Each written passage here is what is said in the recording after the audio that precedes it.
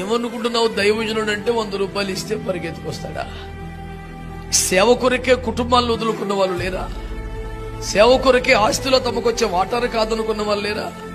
సేవ కొరకే చేస్తున్న చిన్నదో పెద్దదో ఉద్యోగాన్ని వదిలిన వారు లేరా? సేవ కొరకే స్వజనుల చేత కూడా తృణీకరించబడి రోజు నిందలు పడుతున్న వారు లేరా? తమ కుటుంబాల్లో పెళ్లిళ్ల కన్నా సంఘ బిడ్డల యొక్క పుట్టినరోజును ఎక్కువగా భావించి అందరికీ దూరం అవుతున్న వాళ్ళు లేరా? అన్ని విధాలా నష్టపోతున్న సేవకులను పట్టుకొని 100 రూపాయలు ఇస్తే ఎవడైనా వస్తాడని మాట్లాడితే నాకు పిచ్చి కోపం వచ్చింది. యథార్థంగా మీ దగ్గర ఒప్పుకుంటున్నాను. సేవకుడు కదా, నీ కోపం రాకూడదు కంటే సేవకుడు అయినందుకే వచ్చింది కోపం నాకు. సేవకులను ఆకర్షించే శరీర సంబంధ ప్రయత్నం నాకు అవి చూస్తేనే పిచ్చి కోపం వస్తుంది.